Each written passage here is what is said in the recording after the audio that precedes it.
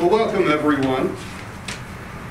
Although this was advertised as the Think Tank series, it's really the inaugural offering of the Undergraduate Research Colloquium, whereby we hope on a regular basis to have honors school students present to their peers about their current research, or as in Mitch's case,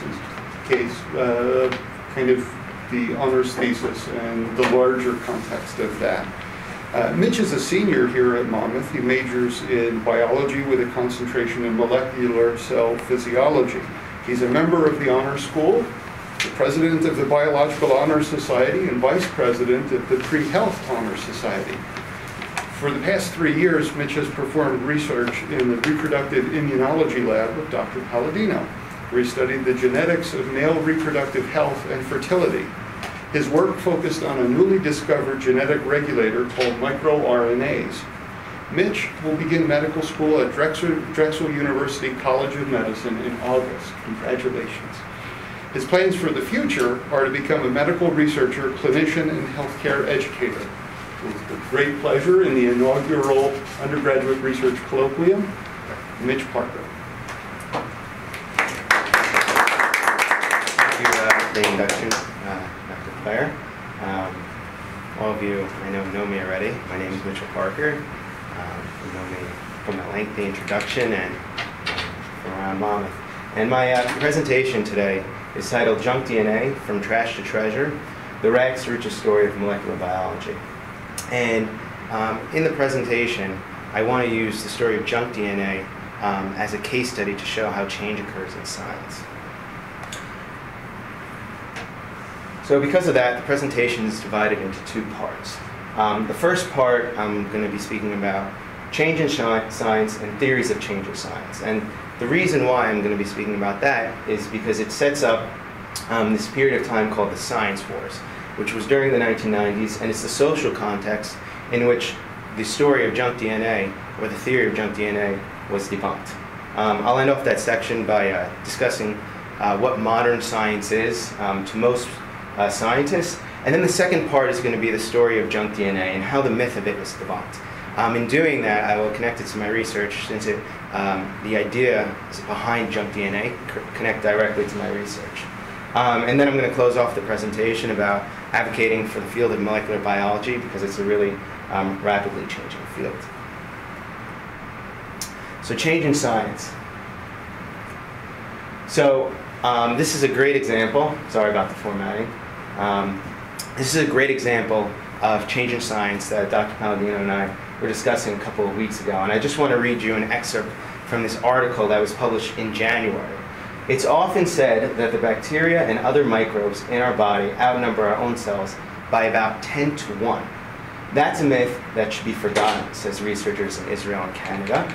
The ratio between resident microbes and human cells is more likely to be 1 to 1, they calculate. So the story behind this is I was in molecular biology, and like most students in that class, we learned that bacteria cells that are inside and outside of our body outnumber us 10 to 1. And what we've learned in microbiology is that it's important for these bacteria to be natural inhabitants inside and outside of our body. For example, in the digestive tract, we have a lot of bacteria that live there, and it's known that an imbalance of those microbes could cause digestive issues.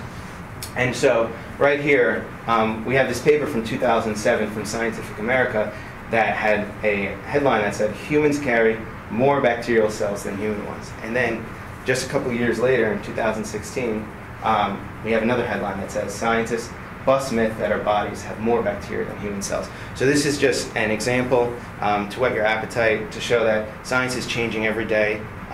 There's many more examples, but this I thought was a very interesting one. And now I want to discuss theories of change in science, because there was a lot of discussion during the 1900s about different theories of how change occurs in science. And this leads up to the Science Wars, which is the period of time where the myth of junk DNA was debunked. So the first theory of how change occurs in science is a cumulative and progressive theory. And that was devised by Karl Popper, who's an Austrian-British philosopher. And he wrote a number of works, but the main point that he was trying to bring across in all of his work is that scientific knowledge is progressive and cumulative. So it's progressive, meaning it's going towards one truth, one direction. And cumulative means that we built up from very little knowledge of how the world works around us, and then eventually we're getting to a point where we know a lot more, and the real truth. The second theory is called the paradigm shift theory. And Thomas Kuhn proposed this theory. He's a physicist, historian, philosopher, and he wrote this theory in The Structure of Scientific Revolutions. And he said that scientific knowledge moves through these paradigm shifts. So what basically happens is a scientist proposes a theory, and then based on scientific consensus, it's either accepted or rejected. And we'll see later that this is really the prevailing theory nowadays in science. And according to this theory, scientific progress is not necessarily progressive. So it doesn't mean what all the scientists agree upon as true is actually right, the objective truth. And so what happens is science is not linear. So it could take branches, for example, as I showed before with the theory of how many microbes are inside and outside of our body. Now the third theory is demarcation theory. And this is sort of what sparked the science wars a bit. But it was proposed by Paul Feyerabend, and he's an Austrian-born philosopher. And he wrote a thesis and then published it and called it Against Method. And what he basically said is there's no demarcation, there's no difference between science and other disciplines. And that all the theories in science are social constructs made up by human beings. And according to him, science is not cumulative or progressive. There's no one truth, and everything that we decide is in our own minds. So all of this discussion of these theories during the 90s set up the framework for the science wars, which occurred in the 90s. And it was really a fight between scientific realists and instrumentalists. And it can be seen as a Popper versus Feyerabend type thinking. So the scientific realists, they believe that scientific knowledge is real and objective. So they were really towards the Popper way of thinking. And then instrumentalists said, no, scientific theories are social constructs. And they were from all different disciplines, the natural sciences, the social sciences. And this war was really fought through papers that was written by a select few scientists who basically took over that whole media portion. But it was really sparked by a defensive reaction of the scientific realists to the instrumentalists. It seemed like an attack, saying that our knowledge, everything that we know, is in our minds and not true. But looking into this more, I realized that it was sparked by this undercurrent that was going on. So there was increased funding for scientific research. So the scientific realists felt that this was an attack on them.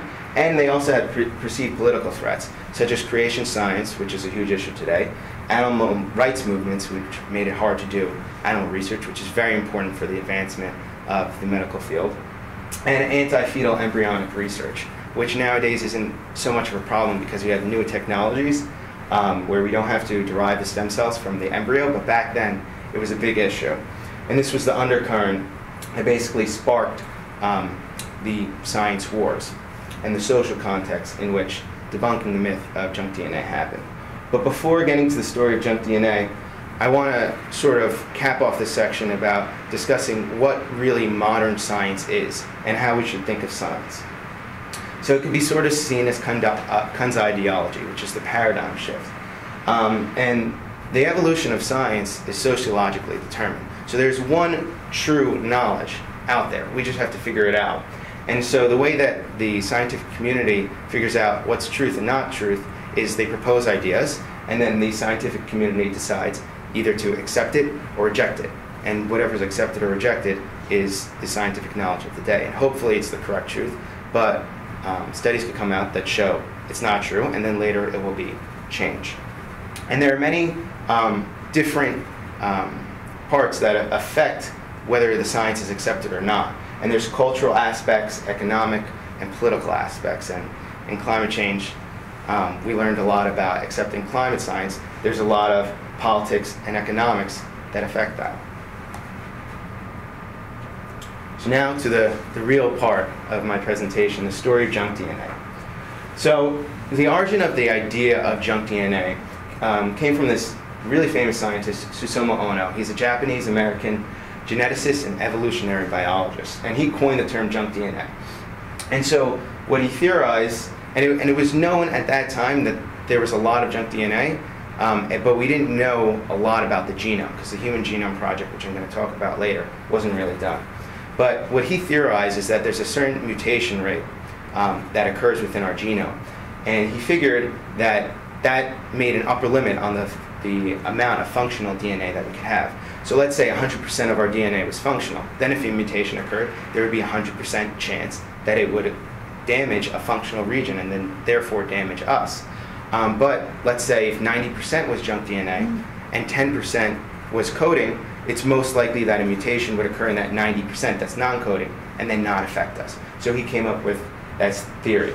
Some fun fact about him is that he estimated we have 30,000 protein coding genes. So our genes code for proteins, which then have the functional significance in our body.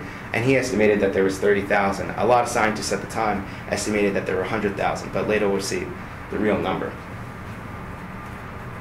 So now debunking the myth. So it really started with the Human Genome Project. And the Human Genome Project didn't debunk the myth itself, but it set up a different type of program which did. And so the Human Genome Project was an international scientific research effort. And it was sort of a race between the Human Genome Project Consortium, which was comprised of the National Institute of Health and other governmental organizations in the UK, Japan, France, Germany, and China, and this private corporation in America called Celera Genomics. And so from 1990 to 2003, they were racing to sequence the human genome. And within a day of each other, they published their results in the two most prestigious journals. The Human Genome Project Consortium published it in Nature, and Celera published it in Science. And they both had pretty much the same findings, because we all have the same genome. They just had different approaches to getting at that goal. And I just want to discuss some major findings, but the real important one is the last one, because it makes us think that the junk DNA hypothesis is right, but we'll get to that. So the first major finding is that we have 3 billion base pairs in our human genome.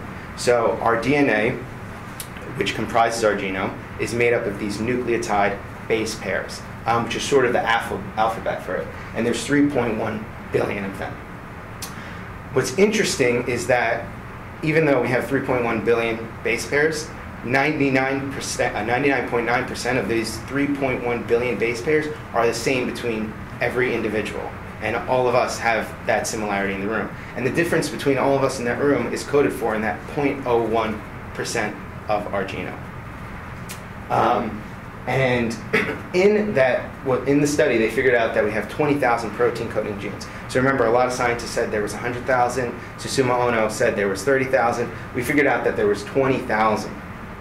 And right now, we only know the function of 50% of those. So it's a huge area of research to figure out what they code for. But the great thing about the Human Genome Project for the health field is that we figured out the location on the chromosomes of a bunch of different important diseases, and that's really important in treatment.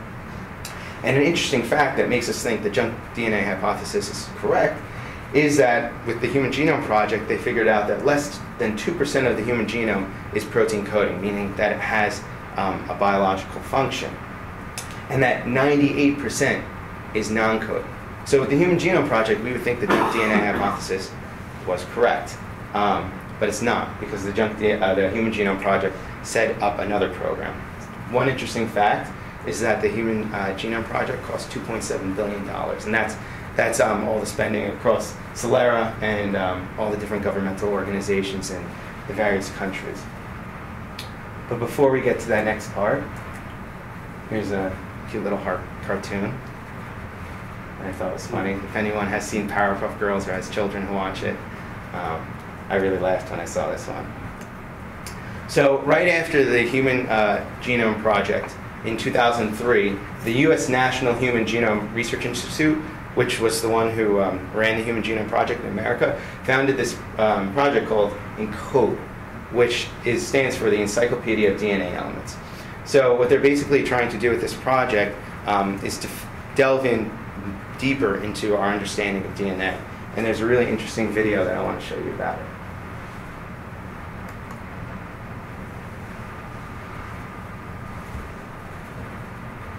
Any questions so far?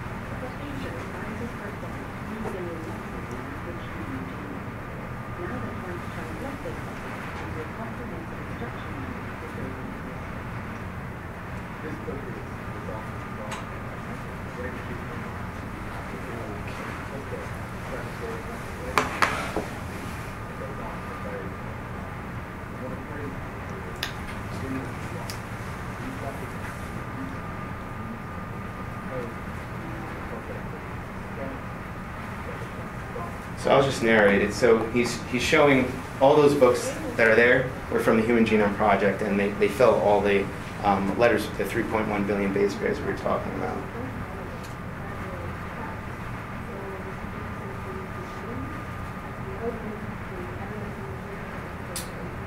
So what this researcher is speaking about is how what they're starting to figure out with the ENCODE project is that 98% that's non-coding actually has biological significance. And you'll see in the slide that what they've basically figured out is that 80% of the genome has at least one biochemical function. And what they think is that part that they thought was junk DNA is actually plays essential regulatory roles. So the roles that the HHMI would call gene switches. Yep. Okay. Yeah, and even beyond that. Now this is, they're talking about how all different research groups came together, and their data points, which are all there, basically allowed them to figure out that these parts of the genome are regulatory. So he's emphasizing that there's a lot of data points that are involved, and a huge thing I'm going to talk about with the field of molecular biology is new information technologies that's allowing us to do this. And then he's showing these are all the different cell types. We have 200 cell types in our body, and they have to figure out each cell type functions differently, and that's because different genes are expressed, different genes are turned on and off, and that's done by different types of regulation. So when he showed all the different cell types, he's basically emphasizing the point that each cell type within our body has different regulation, and that's what they're trying to map.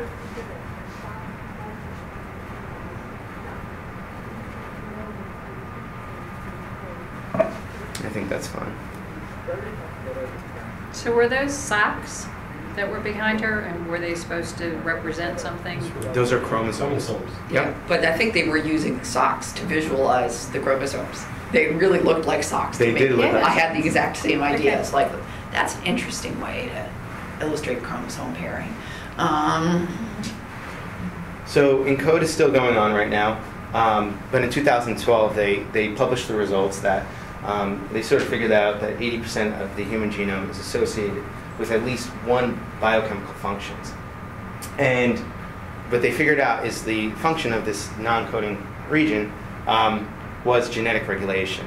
And some of you might not understand the terms here, transcription factors, epigenetic regulators, but the important one for my research is non-coding RNAs, which they found in the last 10 to 20 years has played an important regulatory role in the genome. And so far, this project has cost $123 million, but it was the real turning point which debunked the myth of junk DNA. One interesting figure, which I found searching ENCODE, is this one right here. And so this is sort of a figure representation of a gene, and the blue, red, and yellow parts are sort of regulatory regions. Here, up on the top, is what it actually would look like in the cell, all these different points in the line. But the important part, and I think the most interesting part, is all these middle ellipse-shaped spheres with writing it. And what they all are basically saying is it's all different techniques that lead to our understanding of these different parts of a gene and its regulatory regions. So back in the day, we only had 2 of these techniques: RNA sequencing and computational predictions using RT-PCR, which is a technique I use to look at genetic expression in my lab. And that allowed us to look at the gene. But now we have all these other types of sequencing method and other techniques which allow us to see how the gene is actually regulated. And as you can see here, it's pretty complicated. It's regulated at all different types of levels. So now, on to my research. So I'm a third-year lab rat, as Dr. Blair said. I do research in the field of reproductive immunology with Dr. Palladino over here. We study the genes and proteins involved in protecting the male reproductive tract from infection and response to inflammation. So studies have shown that bacterial or viral or fungal infection within the male reproductive tract can cause infertility, testicular cancer, and erectile dysfunction, among other issues. So it's really important, this work, because we're studying how the reproductive tract responds to the microbes and make sure that infection and inflammation doesn't cause an imbalance that leads to infertility or testicular cancer or other issues. So my honors thesis was microRNA expression following lipopolysaccharide-induced inflammation of rat testes. And LPS is just a part of a bacteria. So you could think of it that we injected rats with the bacteria, and we wanted to see how the levels of these microRNAs change, how their expression changed. And that's important because, as I said before, if their levels are changing, it could cause imbalances that lead to infertility and cancer and other issues.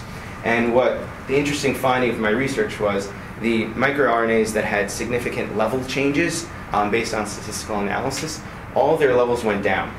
And we did 3 and 6 hour time points because those are important time points in our area of research following infection.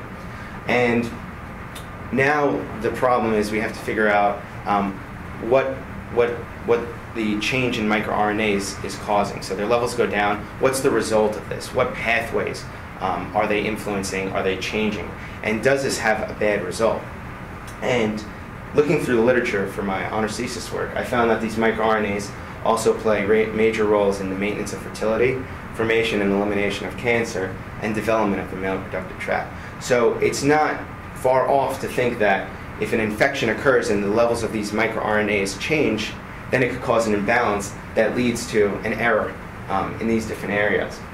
And what could be really interesting for the future is if scientists further look into this area of research and we understand the molecular pathways and the biochemical pathways that these microRNAs are changing, then we could create advanced therapeutics and novel biomarkers for issues such as infertility and testicular cancer. And then we'll just get a greater understanding of male reproductive tract and related health issues. And here's a poster that I'm presenting later today. For anyone who's going to a student research conference, please feel free to come up to me and ask me more questions about my research if you're interested. And now, the last part of my talk is regarding the field of molecular biology and how it's a rapidly changing field. And I think this is going to be the coolest part of the discussion, mainly because the field of molecular biology is going through real change right now. And that's sort of the theme of the presentation, change in science. And there's 2 aspects that's causing this major change in the field of molecular biology. The first is new information technologies, and that's surrounding the internet and big data.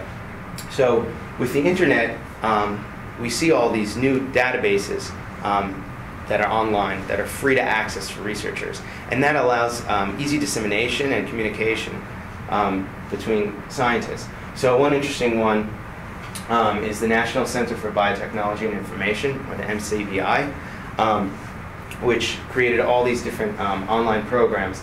An interesting one, PubMed, is used by most scientists. You type in any field of interest for yourself, and then a bunch of publications come up. And it's really important to keep up to date with the PubMed. Other programs that are important for different scientists, depending on what type of research they're doing, are nucleotide gene, protein, and blast. Gene and protein, of course, you plug in a gene of interest and it tells you their function. Same thing with protein. So depending on what level you're doing research in, those databases could be very important. BLAST is an interesting one. You plug in a nucleotide sequence and it tells you possibly where that nucleotide sequence is coming from. And so we actually use that in my molecular biology lab class. We took a swab I took it from my mouth. People took it from different parts of their body. And we isolated all the different genes that could be in our mouth. And then we figured out what bacteria could be residing in our mouth. So that was an interesting database that we use in one of our classes. Other databases, these are 3 that I use in my research. UniProt, which allows you to figure out the gene function and the protein that the gene codes for and the function of that protein. MIRBase is a database for microRNAs, which of course is very important for my research. And Reactome is a very great program. What you do is you plug in a lot of genes into that database, and then it shows the interconnectedness between all those genes. And in the field of molecular biology, all the different pathways are sort of like a web and interweaving with each other. So it's hard to sift through to figure out what are the important pathways that we're looking at. The second part with new information technology is big data. So we have increased computing power, which is very important, and that was important in the sequencing of DNA. New softwares, such as the ones that are included in these online programs that allow us to better understand our data and grapple with it and come up with interesting things about it. And greater storage capacity. You saw how many books the base pairs of DNA filled in the Human Genome Project. And if we just put everything in books, I mean, it would be piled up, and we don't have the storage capacity.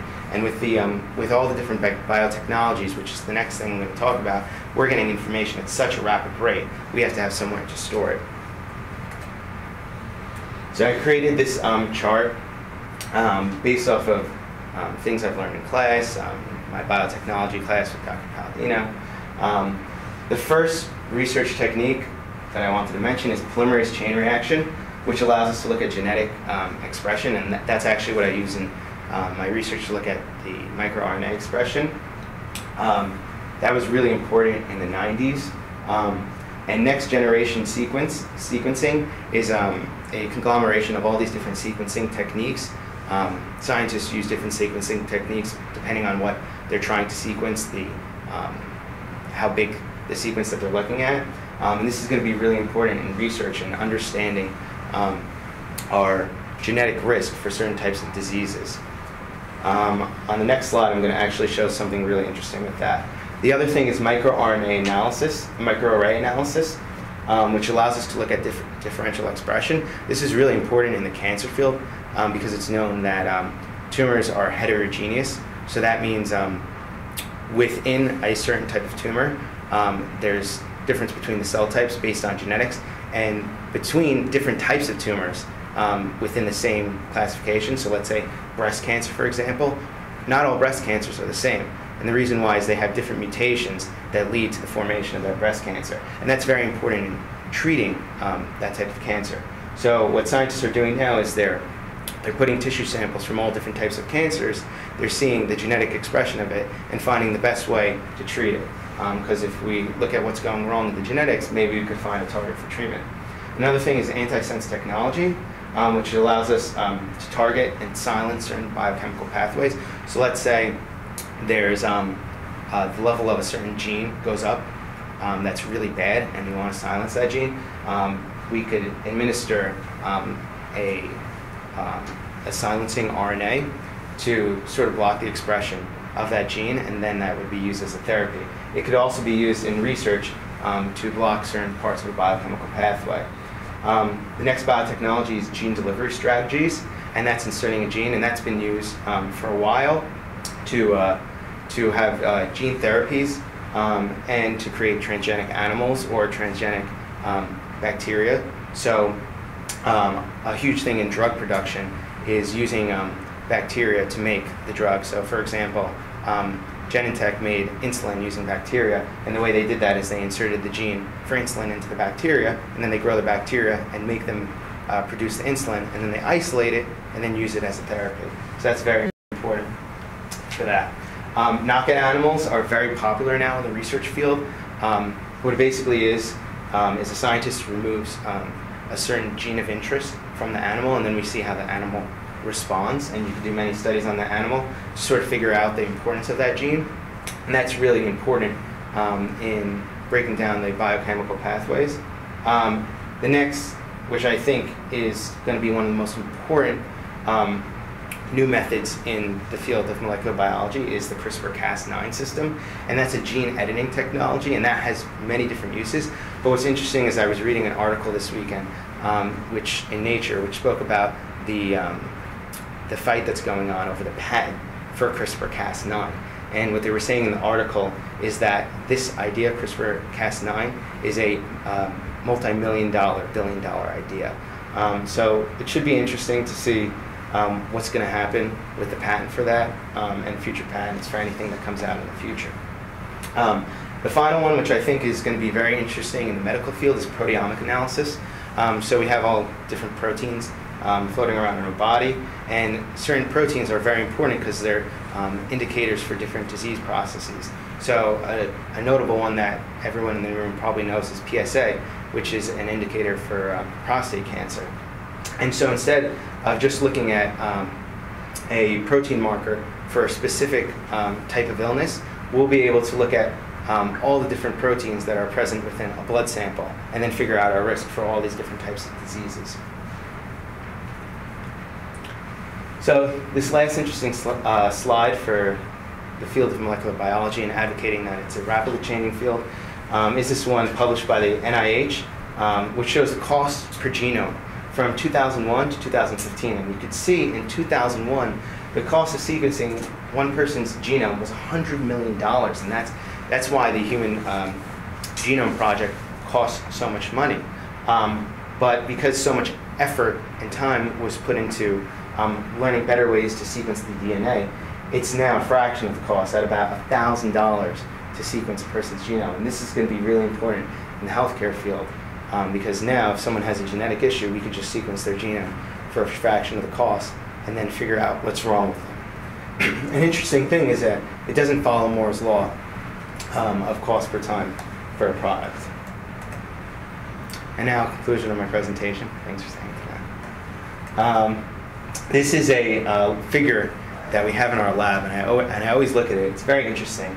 It's sort of the history of molecular biology from 1865 with Mendel and his work on genetics all the way to the end of the Human Genome Project in 2003. And you can see from the 100 years from 1865 to 1990, there's a lot of advancements that occurred. But from 1990 to 2003, we see a huge number of advancements that occurred. And that's because of the Human Genome Project. And what this really shows, getting back to my main point about change in science, is that it occurs within a social context. And if the funding was not given and the need was not emphasized that we need the Human Genome Project to occur, all these advancements wouldn't happen. And because of these advancements, we're going to see a lot of new technologies, a lot of new therapies that is going to make life for us humans better. So these are my references, and that is my talk. Any questions?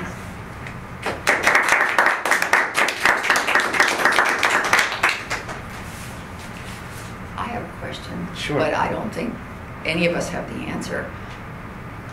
From your perspective as a future physician, I see great opportunities for therapies if you have the resources. If you have the resources. What do you see as the future of medicine in terms of the have and the have-nots? And how do you see your place in fighting for the rights of the little guy? So I was actually looking at different specialties that I can go into for medicine this weekend with my parents. And one interesting thing, I was looking into industry positions for physicians. And looking into it, I've sort of seen that a lot of the advancements that are going to occur is going to be in industry. But the basic science that drives that industry is going to come from the universities. And hopefully, what I hope to see play out is the universities come up with the basic sciences, they patent it, and then they sell it to different types of industry companies. So the universities make money, maybe that could go to funding more research or more type of education, free education, and then the companies that use the technology, that buy from the universities, will make good therapies. And in the future, what the government might have to do is put regulations on the costs of all these different types of therapies that are released. The problem is that it costs so much money to get these drugs onto market, and the process of approval, the FDA approval, also itself costs a lot of money, all the research and development. So the companies have to figure out how to strike a balance between keeping their costs low, but also making sure that they make profit and stay in business and make advancements. So I think it really needs to be a discussion that goes on between corporations and the government. But it's a complicated topic. There's no one easy answer, but I think discussion is the real important thing. And physicians need to be able to sift through all the different types of medications that are coming out. I just gave a presentation on osteosarcoma in my cancer biology class, and the list of clinical trials that are currently being done just on that one cancer is enormous. Who knows if a lot of them will come to be a treatment, but I think in the future we're going to get flooded, probably within the next 10 years, with all these different types of therapies, and doctors have to decide for the patient which is the best type of treatment based on their genetics and also their lifestyle and their means, so whether they can afford it or not. And hopefully a lot of these medications that are being used now, the cost will go down because the patents expire on them. And maybe that will be a way that we could reduce the cost for some medications, basically using off-brand medications. So, a number of issues, but yeah, very interesting question.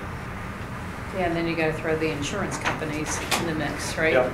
There was a good NPR story yesterday morning where they were talking about insurance companies not paying for the genetic counseling, and they were talking about the Angelina Jolie story. You may be aware of that. She had an elective mastectomy because she learned about, I guess they had done some genetic testing, and she was predisposed to breast cancer, and so the social, moral, ethical angle of this is also a very interesting one to check out.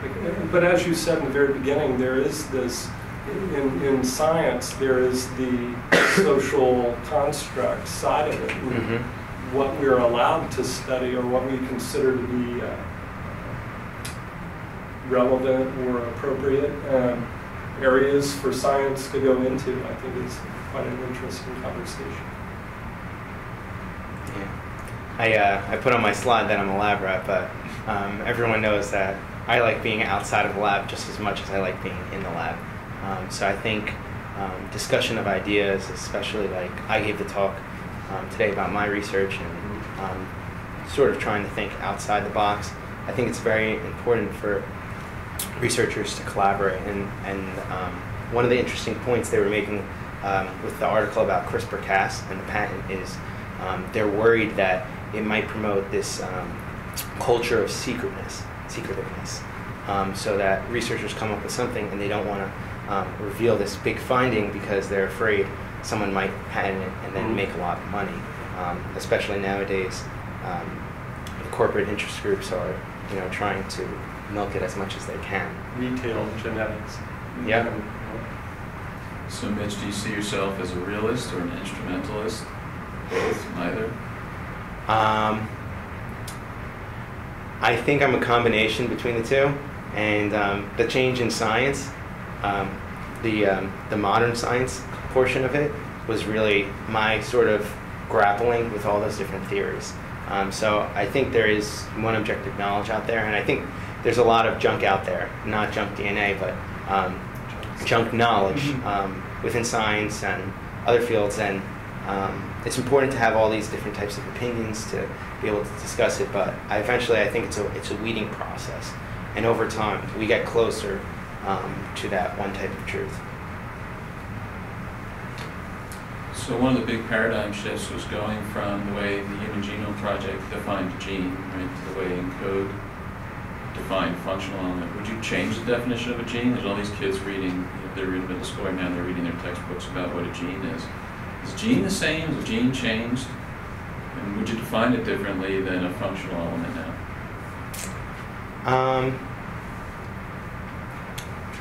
Well, I feel like there's been a push to define it as a protein coding gene, and emphasizing the point that DNA codes RNA and then a protein which makes the response.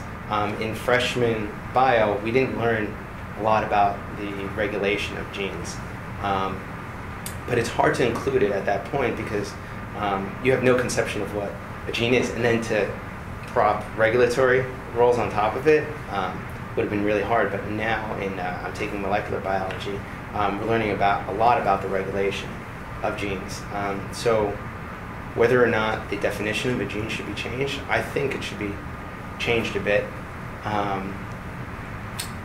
It's hard to say though, because we've been thinking one way for so many years, and then to tell everyone, nope, that's wrong, that's not what a gene is.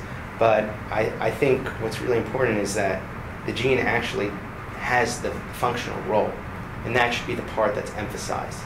And maybe there's two different types of genes, regulatory genes and then functional genes, and maybe we could divide it up like that. But there's other different types of molecules that regulate the human genome that are not really coded for directly. So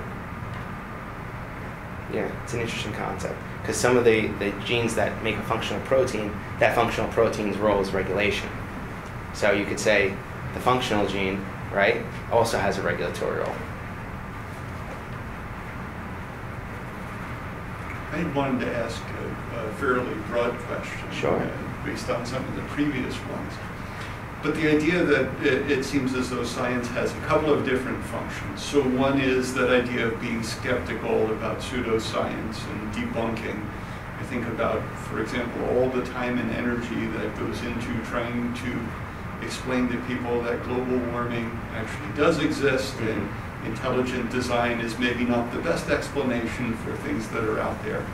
On the other hand, there's the phenomenon that Dr. Palladino talked about, which is that to be able to convey what's on the cutting edge of science to the general audience that has the social, cultural, political sorts of concerns, it has to be presented, I think your term is 30,000 feet, at a fairly high level. Mm-hmm. So how can science balance those functions?